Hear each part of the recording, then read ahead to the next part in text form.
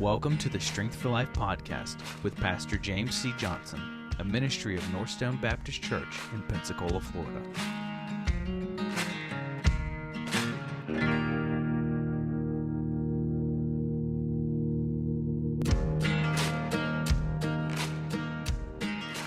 All right, first topic, drag queen Christmas update. Recently we went to the city council and got to explain why we don't want the drag queen Christmas that's scheduled for December in the Sanger to happen, why we don't want that. And we laid out solid cases of, I think, logical, reasonable, biblical arguments of why this is not something that our city should continue to approve of and why they should cancel it. So let's start off by responding to each one of these arguments individually. Let's start off with Jared Moore because I think he gave his thoughts first, and then we'll go to Allison Patton and Casey Jones at the end. The first thing I will say, I thank you all for being here, for having that kind of turnout. It's not a surprise in some way, and I empathize wholly because I believe, I suppose drag show is a provocative thing by nature, but the drag Christmas combination, I find that disrespectful. I do find that disrespectful, and so I empathize and understand why the indignation that has been demonstrated this evening. The example that was given earlier about Ramadan, I don't want to be disrespectful to another group, but I feel that that's a fair parallel. Or if we had a restaurant in town that wanted to serve, Hanukkah pork chops or something, that would be, I don't say that, it sounds disrespectful, but that sort of putting those two things together is disrespectful. So I understand the indignation. There is a legal element. Free speech allows for disrespectful speech. So I want to say first off that Jared Moore is a reasonable fella. We've gotten to talk to him privately, and his conversations have been reasonable. But some of the arguments he laid out here, like he mentioned at the beginning, how he empathizes with our position. He didn't necessarily say that he shares it completely. He says he empathizes with it. So I think that's important to note. And then he also he gave credence to Dr. Kurtman's argument where he stated that drag queen try to have this in March, a drag queen Ramadan, and see how the Muslims take that, like see how that goes for them and if they push back at all. But obviously we won't do that because it's free to mock Christianity. It's free to blaspheme Christian holidays, but not Muslims, but not Jews, having a pork chop, what did he say? Hanukkah? Yeah. Mm-hmm. Yeah, and he was scared to even say it, to verbalize those words. He was very trepidatious on saying those words because just stating that could be very, very scary, very blasphemous to these religious groups. Nonetheless, having it in the city and endorsing it from the city council members. So, those are my thoughts. I think just to piggyback off of that, and Pastor, you can give some more comprehensive thoughts. But the piggybacking off of the drag queen Ramadan Hanukkah pork chops thing, he's afraid of people that aren't even in the room. Mm-hmm. And I don't know what the Jewish population of Pensacola is. I don't even know what the Muslim population of Pensacola is, but it's far less than the Christian population of Pensacola. Mm-hmm. And being afraid of what the Muslims are going to think or what the Jews are going to think to the point where you don't even want to say the words. Yeah. It means that you're afraid of an idea. You're afraid of something you don't know what. You're not afraid of people. You're afraid of that somewhere the thought police are going to come and get you. And that's not a real threat. And that same fear is the reason why people like him and other people who know there's something wrong with it, why they won't act is there's a fear that somebody somewhere, we don't really know who, and we don't really know when, or we don't know where, is gonna come out and nail us for it. And it's gotten to the point where they're self-policing. Mm-hmm. They don't even need somebody to tell them they shouldn't say it. They're doing it to themselves. They're restricting their own speech without even a clear reason to. Mm-hmm. And that's the point that we've gotten to in our culture, is where the people who should be the good people who should be saying things that are true, are policing themselves for things that they should say. Right. And you're in a really bad way when no one's making you do it, but you're still saying the party line You're still saying what you know other people want you to say. Yeah, that you said that really well. And Jared Moore's a professing Christian. I think he attends church in Pensacola. And even him, a professing Christian, it's it is what it is to mock Christianity, to blaspheme the Christmas holiday. But we would be very careful about even stating the verbal articulation of a blasphemous thing against Muslims in Pensacola that aren't in front of him right there, like you said. Yeah, and Jared Moore and I have had conversations privately a few times now, and he has shared a little bit of his Christian testimony with me, which I appreciate. That he explained he's been born again, and said straight up to me that he views Drag Queen Christmas as, I think the word he used was degenerate, something like that. So I'd sure like it if he'd say those kinds of things in public, I suppose, but. I wanted to say, how many times did you notice how many times he used the word disrespectful? Yes. I'd say 6 times in that clip that he talked about things that were disrespectful. And he is saying there, we don't want to be disrespectful. And the idea of respect is similar to the idea of reverence. And he's trying to kind of revere all these different people groups when he should be respecting and revering and fearing God.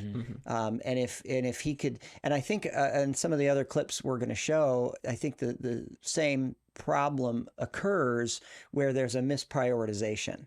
In a minute we'll talk about free speech, and that's another thing that other council members talk about. But it's like people have the Constitution here and then the Bible here, as opposed to the Bible here and the Constitution here. And I love my little handheld Constitution. If you could see, it's beautiful, right? Yeah. But it's like, free speech is above the Bible, and they'll say it doesn't even matter what we believe; it just matters what the Constitution says. Well, if you are a person of sincere conviction and you're biblically literate, you understand that this will abide forever. Yeah. Okay, and the same thing with I've got to respect people groups, then in turn I'm disrespecting God. So it's the whole thing is a priority issue. Yes, you're totally right. Let's skip the order here a little bit and go to Casey Jones, because he starts off his speech with saying that exact thing. Okay, I think it doesn't matter what my personal beliefs are. I don't think that it matters what any of our personal beliefs are. What the oath that we took was to uphold the Constitution, and the Constitution protects free speech. And the name of Charlie Kirk has been brought up tonight a couple times, and I'm not real familiar with him, but I understand that much of what he did was evoking that right for free speech, and most people believe that that's what he was killed for. And when we start doing things like that, or doing things like canceling shows, we are stopping people's free speech, which is their first constitutional right. And again, even if I disagree with what they're saying and what they're doing and the shows that they're putting on, I don't feel like I have the right, or we have a right as a body, to infringe on their constitutional right. All right, guys. So Charlie Kirk was killed because he defended the right of drag shows to have free speech. That's pretty clear. Yeah. But it feels like, to me, it's just such a twisting of, Charlie Kirk stood for free speech. Drag shows are speech, so we have to keep it in order to, this is what Charlie Kirk died for, is basically what he's saying. So, Pastor Kaiser, why is canceling a drag show not an infringement upon free speech? Pastor talked about how people place the Constitution over the Bible. And just like the Bible needs to be interpreted, and knowing God helps us interpret the Bible, the Constitution needs to be interpreted as well. And because the right of free speech in the First Amendment is restricted in the text of it only to Congress, and Congress, it says what Congress isn't allowed to do. But what people have done is taken an idea, some sort of a liberal, progressive idea, and have applied that the text of that and the idea behind it to say that all speech in all places should be free, and that's what the Constitution meant. And you can't say that. You can't say that. It's not consistent with what the founders believed. And we were talking just a second ago about how John Adams said that the Constitution is fit for a moral and religious people, and it's wholly unfit for any other. And it's really obvious that the framers of the Constitution understood that these words were only meant for people who believed a certain thing. And once people no longer believe that certain thing, then these words aren't going to help you. And that's the way it is right now. There's no restriction on speech except what culture demands. And back to the self-policing thing before, of course there are limits on free speech, and actually everybody knows where they are. Like you can't tell drag people to stop it. Like you can't make fun of the Muslims, and you can't talk about pork chop Hanukkah, and everybody knows that. So there are limits on free speech. But either they can't see it or they won't admit it. So free speech is always limited, and it always ought to be limited. There's never a situation where people should be able to say whatever they want. But the culture determines what the limits of that speech are.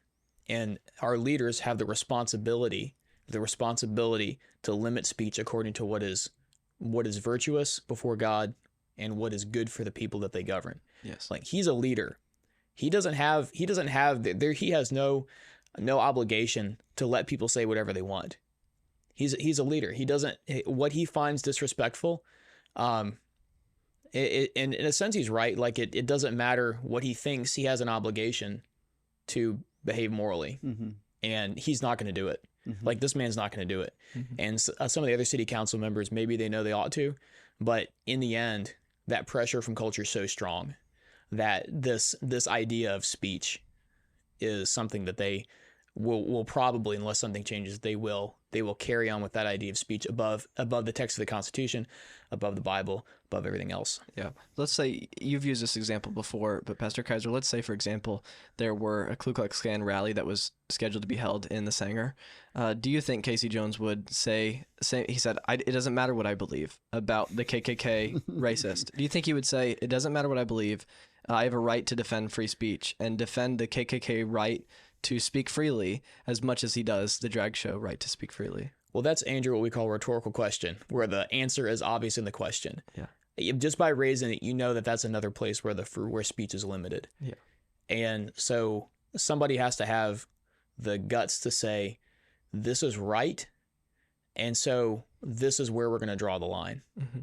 Because like the example you gave, they will draw the line.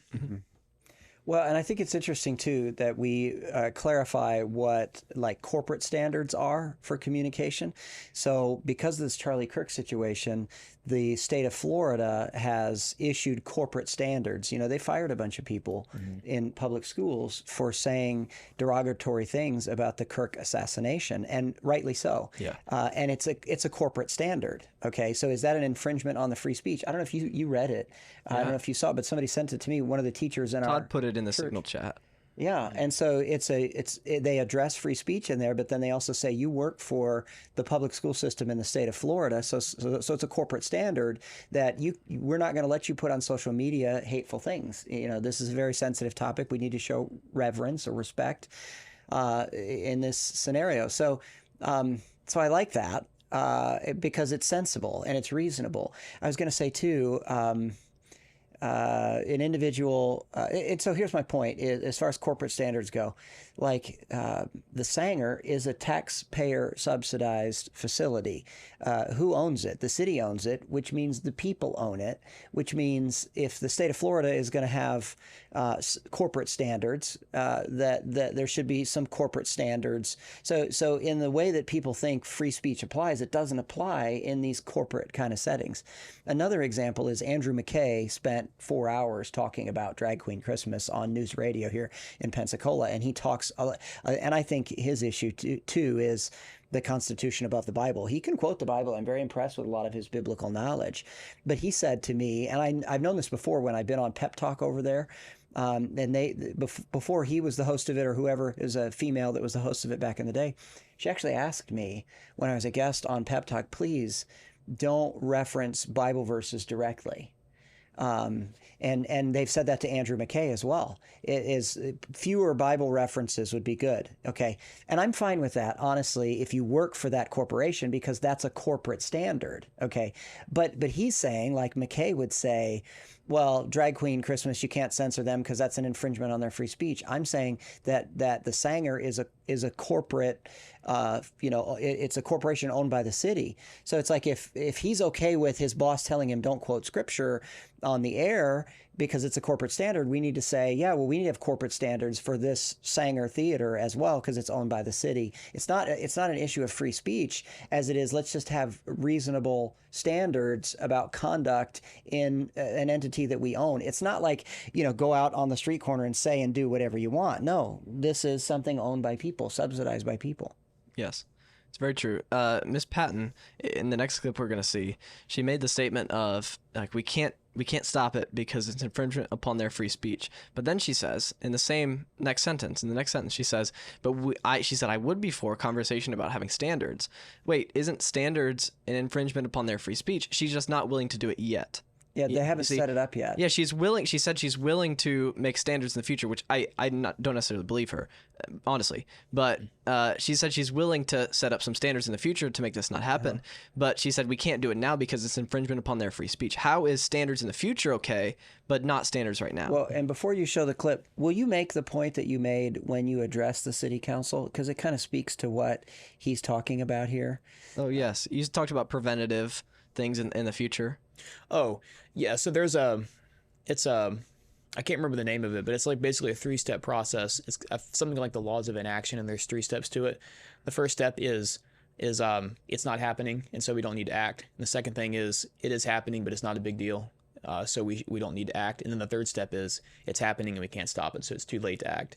And so those are 3 excuses that people with legitimate authority give for not stepping in like they ought to do. Mm-hmm. And we're on phase 3 here with them. So, right, yes. And we're back. Yes, BJ, go ahead. Well, I was going to say, if they show the drag show in Pensacola, if it goes forth, but we are able to set up, because the fact is, we have a copy of the management agreement between the city and the Sanger. Mm-hmm. I think it's 33 pages with 6 amendments. Okay, so it's about a 50-page document. So it's, but there is a paragraph in there, which has become the famous paragraph now, 2.6, which does say that the city can veto or disinvite this.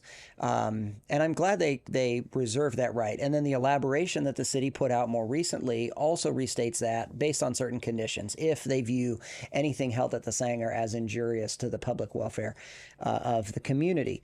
And so, anyways, if they go ahead and do it, but later they set up, because Allison and others, they're saying, well, yeah, we have those rights, but we haven't really set up a system there whereby we can determine the credibility, the reasonableness of a certain production.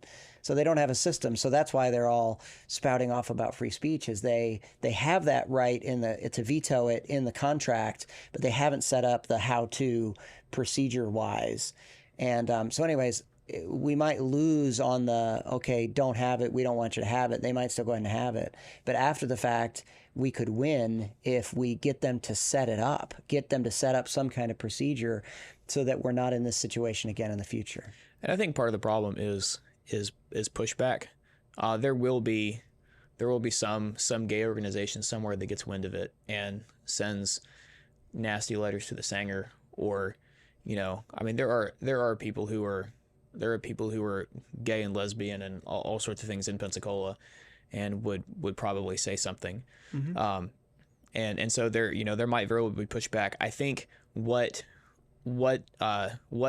politicians, when we think of politicians, what they want to do is they want to act in a way that's not going to cause a noise, not going to make noise, not going to cause a ruckus. And so if they can later secretly establish some standards where nobody knows, mm-hmm. and then in a similar situation in the future, they can go, look, we did this already, oops, can't fix it. Mm-hmm. They would basically do the same thing. In best case scenario, they do the same thing to another group in the future who wanted to put on a drag show as they're doing to us right now, which is, well, we should have already done that. Mm-hmm. And so if they can, they want to act in a way that's not going to ruffle any feathers when they do it. Yeah, a few things I want to say about that. One is that the LGBTQ community are much easier to mobilize, like they're much louder when they make noise. I was thrilled with how many people came to the city council. We had a couple hundred people there in the city hall facility. I anticipate that the October meeting will be much better attended. There were like 4 things going on in September when we were there that were pulling Christians in different directions. I'm optimistic that we'll have a better crowd in October and in November. But yeah, when the LGBTQ people make noise, they're much more vicious, a lot of them. Okay, I want to say that. But then another thing I want to say is, I know LGBTQ people who I've tried to witness to, who I have a burden for, who are also against Drag Queen Christmas. And I think that's interesting too. Even they, who are involved, as far as my biblical understanding goes, in a debaucherous lifestyle themselves, view what we know to be true about Drag Queen Christmas as going too far. Yeah. Because they like to think that they're in a monogamous, relationship. You used the idea, and you said we're going to talk about gay marriage, which, of course, homosexual marriage is an oxymoron. Two words that don't go together.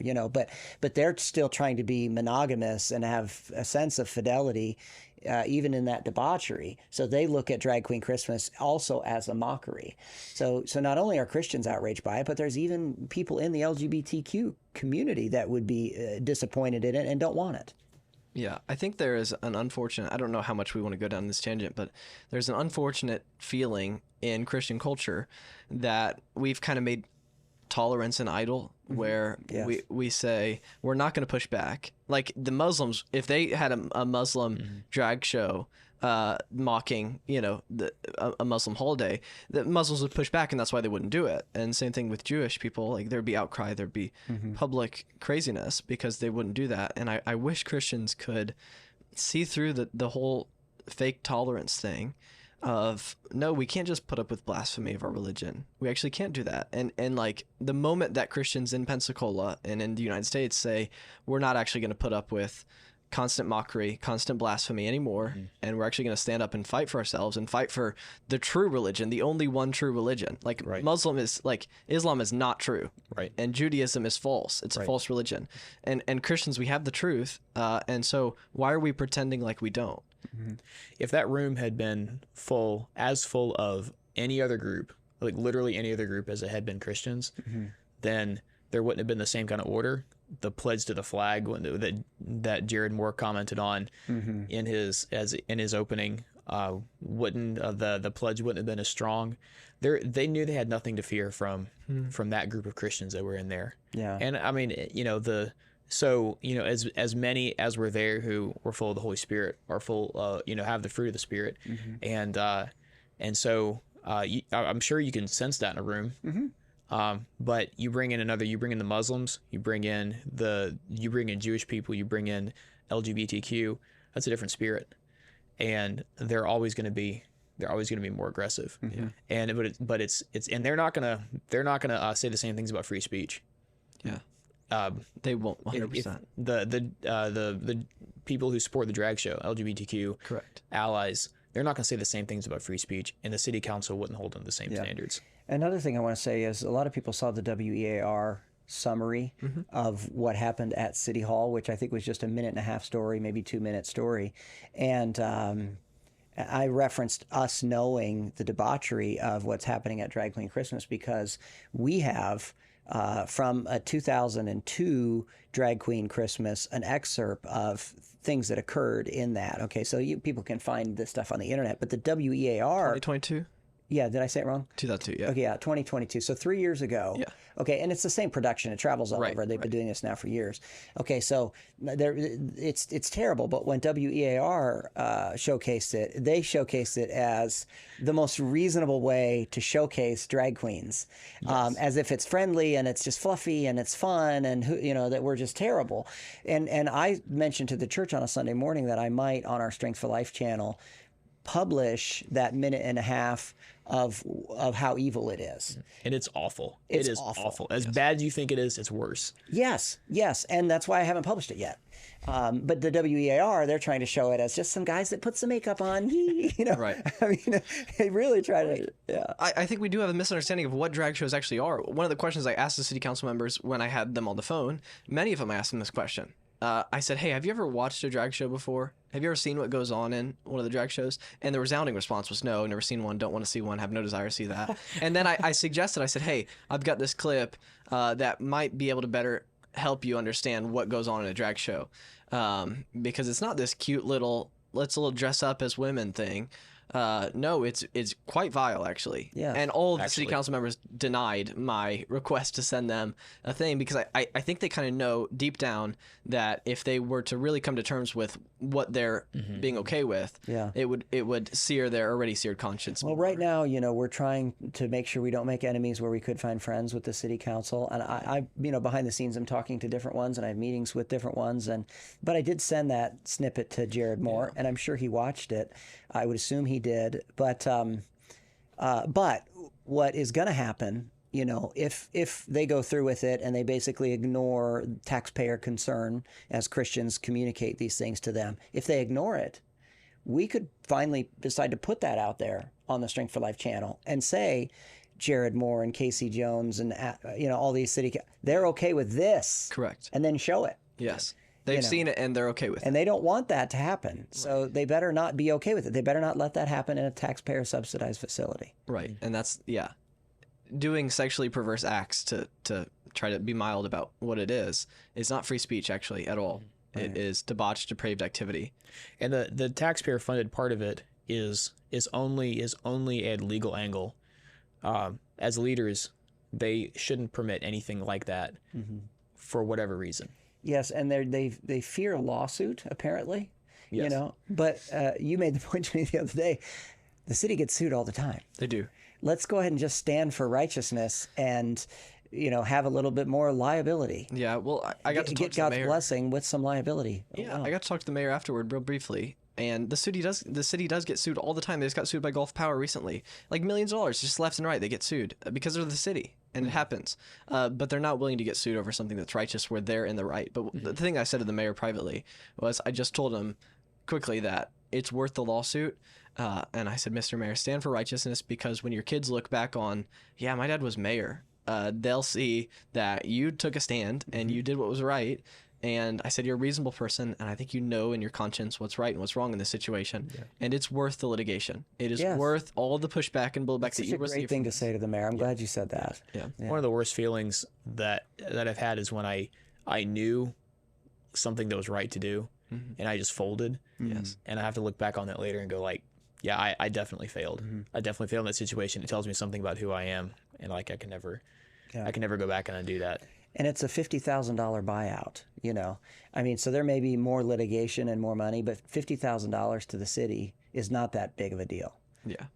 And it's their mistake. So, they shouldn't have had these things occurring in the first place. So that's a fee for the mistake. Right.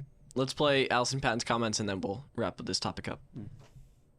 Whether I attend drag shows or not is absolutely irrelevant. Do I have a discomfort with this being tied with Christmas and the timing of it? Absolutely. I understand because I believe similarly that Christmas is a holy time, and so there's a juxtaposition there. And so I guess from that perspective, I agree with what has been said here, but I also, as a lawyer by background, understand that the First Amendment is about free speech. And as much as I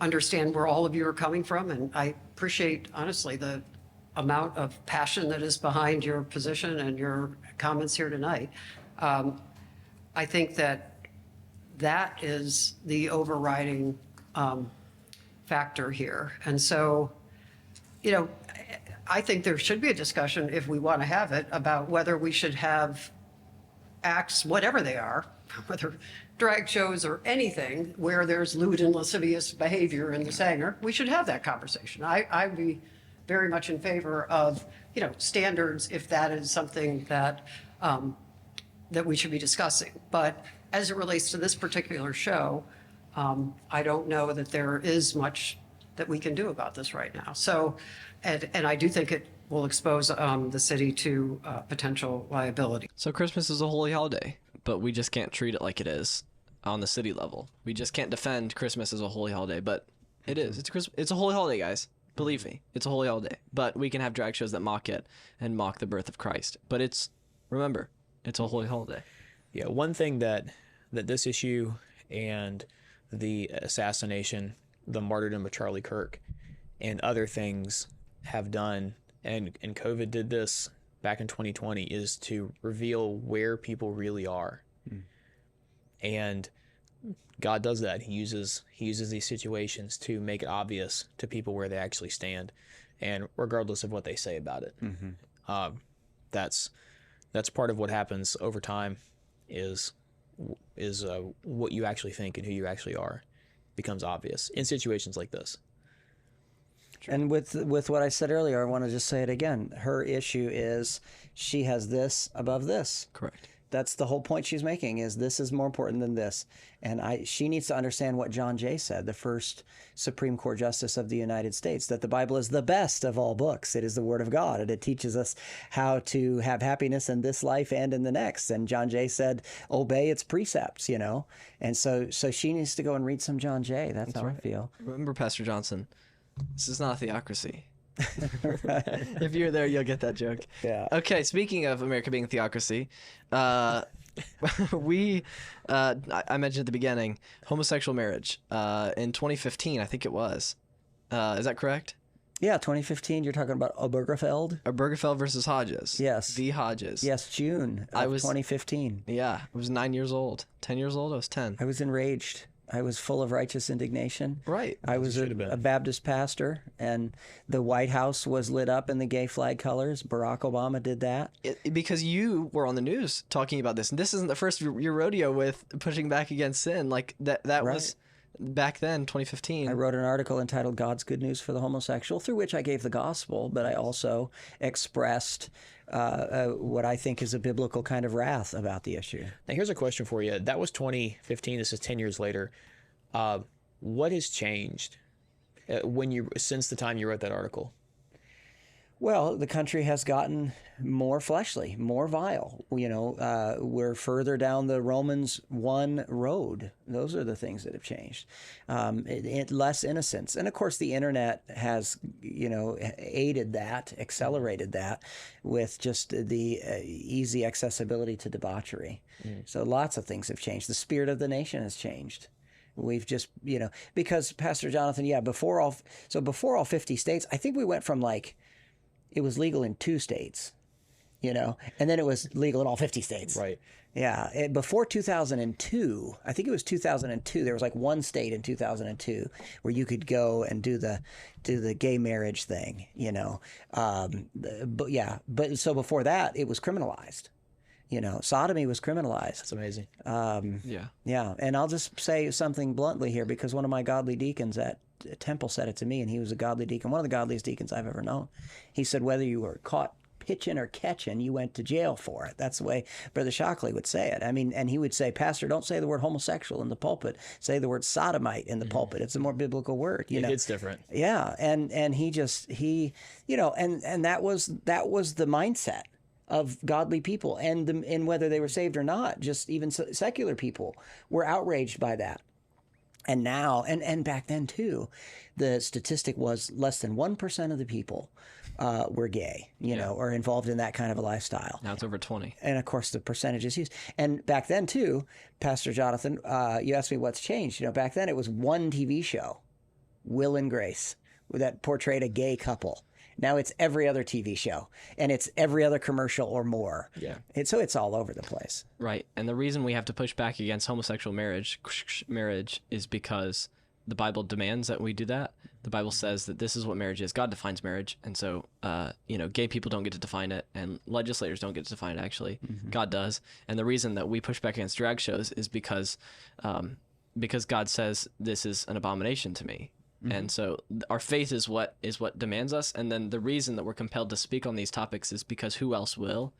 Right. We are God's representatives, like we're God's people. And so when God says something, our job is to represent it to the world. That's what the Jewish people were. They were God's chosen representatives to all the nations. And our job as Christians is to represent what God has said through his word to the nation that's around us, to the unsaved world and to the saved world. To pursue righteousness personally. Correct. And then to preach it to the world. Totally true. Here's the clip back in the day. Okay. Of you on the news back in 2015, 2016. Yep. Yes, this is the Kim Davis Flashback situation. Friday. Yes. Good evening, everyone. I'm John Stair. And I'm Andrea Moorhead. We begin tonight at 6 o'clock with a woman's fight against the government, claiming that her religious convictions are keeping her from doing her job. Now, it's a very polarizing topic you may be discussing around your own dinner table tonight. Rowan County Clerk Kim Davis is out of jail tonight and plans to return to work at the end of this week or the beginning of next. A judge locked her up for refusing to issue marriage licenses due to her opposition to same-sex marriage. She has won vocal supporters and critics both around the country and here in central Indiana. Eyewitness News reporter Jeremy Brilliant spoke with a Muncie pastor who believes that Davis is facing religious persecution and Christians in this country are coming under attack. I want to give biblical truth. Ask James Johnson and he'll tell you he feels Christians are being criminalized. Oh, I definitely do. In America like never before. The Muncie pastor believes it's part of a gradual secularization of American society. Christianity has become less in vogue when originally, this country was founded on a Christian worldview primarily, and it seems that there is a minimization of Christianity. I just want to give God the glory. Embattled Kentucky clerk Kim Davis, he says, is facing religious persecution. The Christian is told to obey the laws of the land right up until we are instructed to disobey God's law. On Monday, Johnson wrote this op-ed in the Muncie Star-Press, expressing his support for Davis and his disdain for the Supreme Court decision allowing gay marriage. In one way, she is like a Rosa Parks type. She refuses to sit in the back of the bus of new morality, the new moral standard in America that's only developed within the last 60 years or so. A pastor who sees the current federal law as a violation of his personal beliefs. The fact of the matter is that we all have to come to the place where we understand a sovereign authority and consider the message of the Word of God. And while Pastor Johnson is saddened by the arrest and jailing of Kim Davis, he says this situation is good in that it brings to the forefront the issue of religious liberty and the discussion about religious rights that he feels needs to happen. That's such a cool clip. Such a cool clip from Thank you, Andrew. Yes, those were the days. I certainly looked different back then. Yeah, you called Kim Davis the Rosa Parks of new morality. She won't sit in the back. I think that's such a good statement. Well, good, yes. She won't sit in the back of the bus either. Yeah. And right. Kim Davis is the reason why we're talking about Obergefell v. Hodges again. It was her. Yes. It was her. She's one of the few people with the legal standing to be the person who brings that suit to the Supreme Court. Because I think she was issuing licenses when it was illegal, but there was still pressure, and something about when she was fired makes it so that she's back in the news, and so are you. Yeah, right. Yeah. Yeah, and what you were getting at there is that we have to eventually, everybody does do this. Everybody looks at a moral order, and they have to figure out, okay, who am I going to listen to? And they can listen to the fleeting passions of their heart. They can listen to what the pulse of culture is, what populism says. Or they can listen to the Quran. They could listen to, the Bible, but they have to pick one. Mm-hmm. And culture kind of thinks like I can just float through the world and not ever ground myself with any morality. But all we're doing is saying this is what God says that marriage is, and you ought not to pervert that. And I thought that message was really clear. You did a good job in that video. But the recent news is that it might become a states' right issue where now it's federally legal in all 50 states to be homosexual marriage, to have a marriage license. It is completely legal. what do you think the likelihood of that happening is? The Supreme Court has not picked up the case, and they can decline it. They don't have to pick up everything that they come in front of them. But what do you think the likelihood they pick it up? And then if they did, what would the repercussions of that getting overturned be? I think if they're going to, it's going to be in the next, it's going to happen soon under the Trump administration, because there is a vibe shift that has taken place. So I'm just saying now's the time if it's going to happen. And I do think 4 out of the 7, do we have 7? We have 9. There's 9. Yeah, there's 9 Supreme Court justices. So I think it's 5 out of 9 that are reasonably biblically literate Christian, in the broadest sense of the term. So I'd love to see it happen. And I'm an incrementalist in the sense of let's just keep taking steps in the right direction. Right. Obviously, the state by state thing doesn't solve everything, but it's a step in the right direction to get over to the states. So. Then we can try to advocate, hey, Ron DeSantis, let's make it illegal in Florida. And I think he might. He's the best governor in all 50 states, in my opinion. I like him a lot. Yeah, he's done a lot of things that are pro-righteousness and pro-biblical understanding. Thoughts? Well, you were talking about the percentage of, or the number of states that had it legal when Obergefell was passed, and just it being passed has influenced the country so that there are more states who would be willing to, who would legalize it, make it or keep it legal. But local is better. Like for this drag show thing, in some sense, it's our fight, and no one else can fight it for us. Mm-hmm. The state government's not going to help. They really can't. The federal government's not going to help, Like this is our fight. And so kicking it back to the states, it sort of like brings the responsibility back to us, just like it did with Amendment 4, when it was, you can't just sit on your couch and cheer for the White House press briefing. We actually have to do something. And if it's overturned, then it'll be boots on the ground yet again. And we'll have to do something along the lines of what we did with Amendment 4, to start prepping to say things and help promote, that in Florida, or at the very least, I don't even know what Florida's law is about it. Other states had laws about it, and so I don't know what Florida's law is, but just to find out what those are, and then prep for the fight. Yeah, I was only 10, but in 2015, I remember them saying. Their argument was basically they had a few lame arguments, but one of the arguments was you can't legislate what somebody does in their bedroom. Like, you remember this? You remember that argument? Yes, of course. You can't legislate what somebody does in their bedroom. And look where we are now. It's not as benign as they chalked it up to be. Like the reason we have drag shows, the reason we have drag shows is because of 2015 and the downward spiral that opened up when the government endorses homosexuality is what they did by legalizing in all 50 states. When the government puts their stamp of approval on it, that opens the floodgates for every perverse and sexual act that anybody could think of. And here's the truth. The next thing is pedophilia. Like, they're going to go down that line because what's to say that they can't, you can't tell them what to do in their bedroom.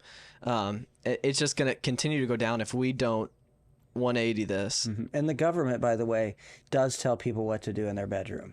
Like, you're not supposed to rip the mattress tag off the mattress. Right. You know what I mean? They regulate all kinds of things. You heard Doug Wilson probably talk about how he built a house, and the government is regulating the size of the window, and that's into his bedroom. I mean, the government's regulating all kinds of stuff. It's such a lie. Yeah. And marriage is foundational, family foundational to the rest of culture, and so it doesn't only affect. Obviously, it's not just something you do in the bedroom. That's the whole. Like, I can personally oppose it, but then once I get into my official capacity, then I'm somebody else. Like, that's not true. Like you're saying, if you're gay in your bedroom, then you're gay everywhere else. Yes. And you're going to act accordingly. You're going to bring that same moral or immoral way of thinking into every place that you go. Yes, like the reason homosexual marriage should not be legal is because Jeffrey Sharp, who's homosexual, is in charge of the Sanger now. He's the general manager. Good point. And he books things like drag shows, and this is only the start. Like, when you allow this and endorse it is what they're doing, then it opens up the floodgates of it's not just in their bedroom anymore. It's actually where they work. It's what they're endorsing, all the leadership that they have. They're promoting that ideology downward. And so it's not as benign as people think it is. Just let them do what they want in their bedroom, but it actually affects much, much, much more than that. Absolutely true. Okay, other Pensacola problems. I think within 2-mile radius, we've got 4. I think 4 is correct. 4 different weed/vape places in a 2-mile radius of our church. A stone's throw, literally. This one right over here. One right here, and then they just built another one right across from Vinoy's. Okay. There's another smoke, vape, weed shop. Why are they doing this, Pastor Johnson? Why are they making all these vape and weed places, and why is it extremely unhelpful for our culture? Well, it's about money. That's probably the primary push for the why they're doing it, is people can make money. And then why are people soliciting vape shops is because of escapism. Instead of learning how to navigate life, how to have relationships that are healthy, instead of submitting to God's sociological structure, people just want to escape. And so, those are some whys. I mean, it's about the money, and it's about escaping life, and it's just rooted in sin. Yeah, that's the gist of it. Recently, I was driving on Davis Highway, and I saw a homeless person with a sign that said "hungry" or "job" or whatever sign said. And then that was in his left hand. His right hand, he had a vape, and he was hitting the vape while he's sitting on a little thing, holding up a cardboard box. And to me, that was so indicative of where our culture has gotten, is where homeless people, they can't afford McDonald's, but they can afford a vape. And it is very sinister, I think, from the people that are in charge, that are just, they do not care about the welfare of citizens. They do not care at all, actually. No, they don't. They're fine for that homeless person to be homeless and just give him a vape as long as he pays the $8 for the vape. They just want to make money. And I think it's extremely malevolent on the people that are in charge, that are putting this forward. Just to be pumping out different shops because it's making money and people are going to there. But they don't care how it affects the citizens, how it affects the culture, how it affects the neighborhoods. They don't care if it smells like weed when you walk out of your apartment in the morning. They do not care what it runs down. They just want to make money. Yes. You were talking about how it affects people and how it makes them ineffective. Both of you were, and just a parallel to it. Vinny Lieb, shout out to Chaplain Lieb, was talking about last Saturday at Men's Prayer Breakfast about the influence that your phone has. And if you don't handle your phone right, then it makes you less effective in all your other responsibilities as a man of God, and as a husband and a father, and as a friend and a churchman, and all those other things. And at the very least, even if there was nothing about weed and vapes that clouded your thinking, at the very least, it is something that takes up your time, makes you ineffective in all these other areas. And it works hand in hand with the other things we've noticed: immigration, and legal immigration as well, and how foreigners and degenerates have power over the people, over the citizens. The term people use is heritage Americans. People who have every right to call this nation their own and to love it, defend it, and have their interests looked out for. All those are purposely designed to undermine the population and to make them vulnerable to every sort of influence. We don't have an immune system as a nation. And we see that in city council. There's no immune system. There's no reactive response to things that they should attack and get rid of. Weed, and there's so many issues that are designed to undermine the immune system of America and make us vulnerable to every sort of infection, every sort of cultural and moral infection. Well, and I want to mention too, earlier we were talking about like 2 states out of 50 where same-sex couples could get married. Now it's all 50 states, but not only homosexual debauchery, but there were laws against heterosexual adultery Yes, on the right, books right. for the longest time. Yeah. Yeah. I mean, we've just come so far away. And I think about blue laws back in the day too. You know, that all this stuff is part of why we are where we are.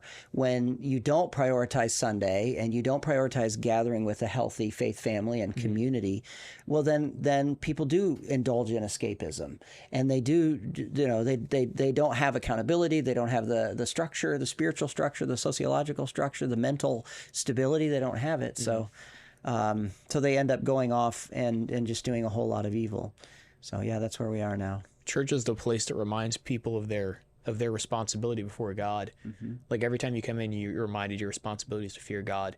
And there are churches in Pensacola that don't do a good job of that, and people with positions of influence who, you know, call that church their home aren't reminded and challenged to that responsibility. So the church is important because it's for many reasons. One reason is because when you go in, you're reminded of what order the universe is in and where you fit. Yes. And Sunday, of course, is the first day of the week. If as a culture we were encouraging people to gather to adore God on the first day of the week, we'd have a whole lot less escapism and vice and filthy lucre and all that stuff. Right. I was looking up adultery laws and how long ago they were taken off the books, and many of them are still on the books. Yeah, just not enforced. Correct. Nobody cares to enforce them. But that just shows, like, we do legislate morality, and we ought to. Right. You people say you can't legislate morality, which of course is ignorant. Legislation is, you know, a level of morality. The issue is you can't legislate the heart.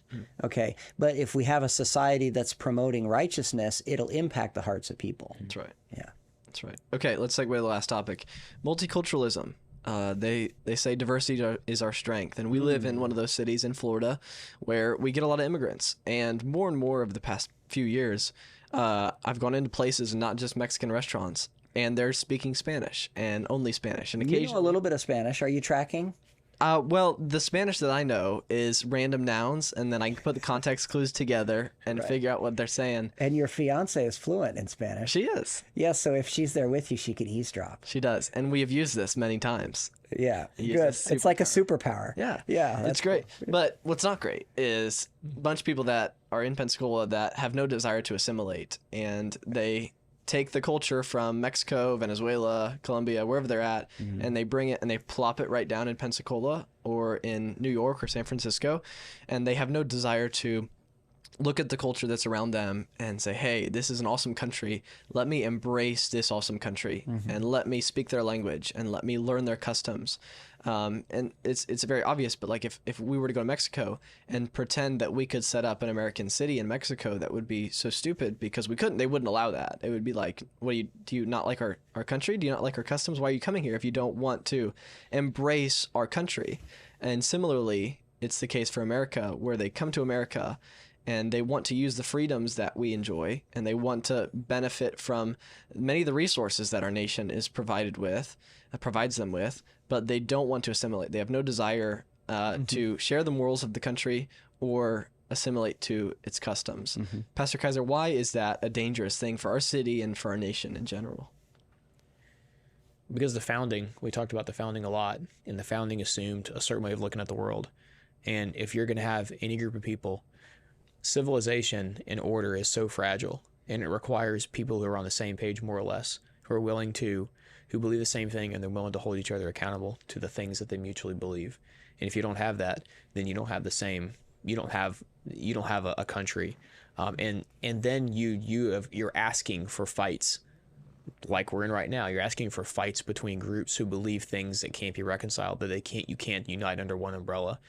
And this idea of liberal, where like everybody gets to do what they want, and we just let people do what they want because they have the right, the individual right, that is ineffective. It has no answer for legitimate aggression, which is what you're going to get when all these cultures come together. You're going to have a fight, and the one with the greatest will to live is gonna come out on top, and then everything else is going to be secondary to that. The idea that diversity is our strength is essentially hogwash. I mean, it is a political, phrase. And so let me say this: diversity is not necessarily a bad thing. Actually, diversity is a biblical thing. Okay, but diversity that has been politicized is a dangerous thing. Okay, and forced diversity is obnoxious. Okay, and that's what we're seeing. When people say diversity is our strength, it's because they are politicizing it and they're forcing it on people.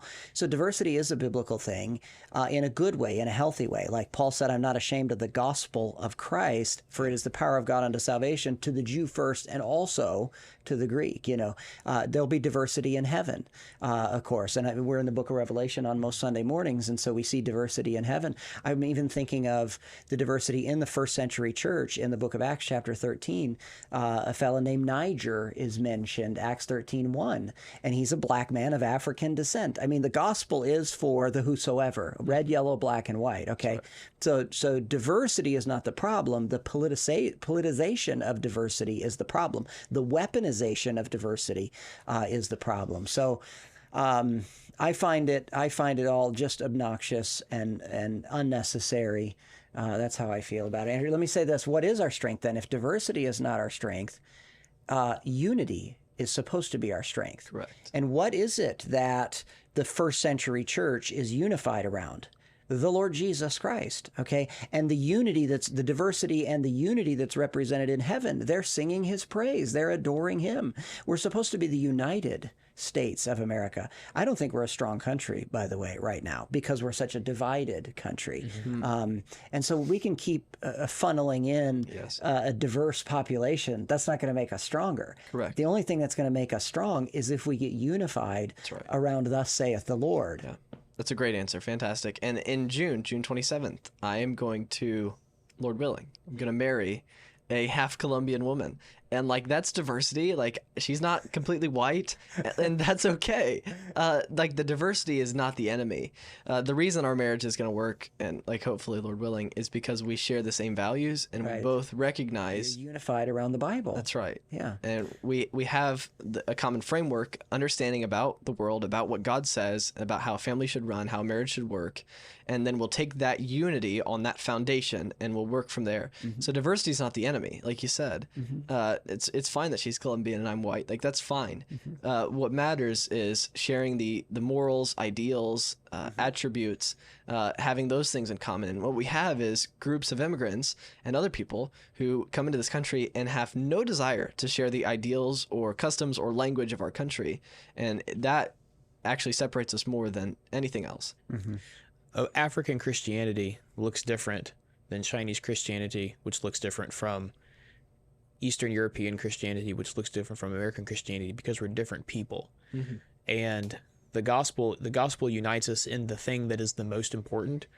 But if we tried to take the Chinese Christians and the American Christians and put them in the same room, we would still have to decide whose customs we're going to govern ourselves by. That's right. And so the only customs that you ought to be allowed to govern your life by in America are American customs. Yes. And so people being saved will solve a lot of the problem, but one way that'll help solve the problem is if they get saved, then they are going to leave behind a portion of their culture, and that will and as the Lord changes them, they'll recognize that loving their neighbor as yourself means that they're a guest. Mm-hmm. At the very they're a guest, or they in this country, or they're seeking, or they recognize that their responsibilities to assimilate and to become an American, where 3 generations from now their kids won't be speaking that same language. They won't their skin tone may be different. A lot of their their cultural traditions will be different. They won't be celebrating the same holidays. They'll be celebrating American holidays. Mm-hmm. And so the gospel, people receiving the gospel softens them to understanding their place. Mm-hmm.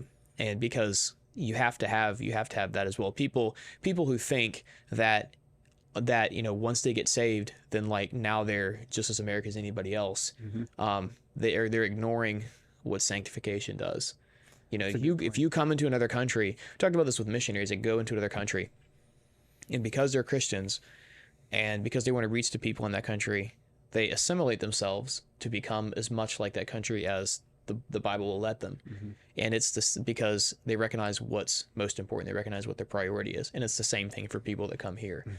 So 3 generations from now, Andrew and his fiance, Lord willing, will not have Colombian kids. They'll be very, very American. There'll be little to no Colombian left because they're not in Colombia, because they're in the United States. And there's nothing wrong with obeying the house rules. If we have folks at our house, Britton and I do things a certain way, maybe different than you and Andrea. But when we're at your house, we're gonna, we're your guest. So this is how Jonathan and Andrea do things. And so we just go with it, and it's no big deal. No big deal. And when they're at our house, Britton's got a way she likes to serve the food or make the meal or whatever. And we just work through those kinds of things. Yeah, and I have to decide before I go to Jonathan and Andrea's house, if I want to, am I willing to take my shoes off when I go inside? Am I willing to put up with the customs and traditions that they have at their house? Am I willing to do that? If the answer is no, then I'm not going to go. And you have to assess, do you have a hole in your sock or not? Correct. But you have to think that through on your way over. Did I wear the holy socks today? Yeah, but I just have to decide, am I willing to put up with the customs and go to Jonathan's house? And similarly with immigration, you've got to decide, all right, if I do go to America, I have to assimilate. And my children won't be speaking Spanish in 3 years, in 3 generations. That's something they have to come to terms with. Or stay with your children speaking Spanish. If you value that more than America's freedoms, then you'll have to stay in that country. And that's just the reality. There's a meme that I really like. And it's a picture of a bacon cheeseburger, and it says that this should be the standard for citizenship in America. If you cannot eat a bacon cheeseburger, then you should not be a citizen of the United States. That's hilarious. All right, gentlemen, that's all I got for you. Fun, Andrew. This is always fun to sit down and chat about these things. Good job. Thank you. We solved all the problems. Yeah, right. And created some more. That's right. Mrs. Johnson, thanks for doing the cameras. It was a last-minute thing, and I appreciate you doing that. Yay. We recognize what Psalm 46:1 says, and what Mrs. Kirk said as well, that God is our refuge and strength, and that he is a very present help in trouble. Amen. And so if we can strengthen you, we would love to do that as well. I don't know what camera I'm supposed to look at right now, but that's okay. That's all right. Check out our website, strengthforlife.store and .church/store. strengthforlife.church/store, and you can find all our resources there. Yeah, pick up some Whosoever shirts. They're awesome. Restocked. Thanks, guys. See you later.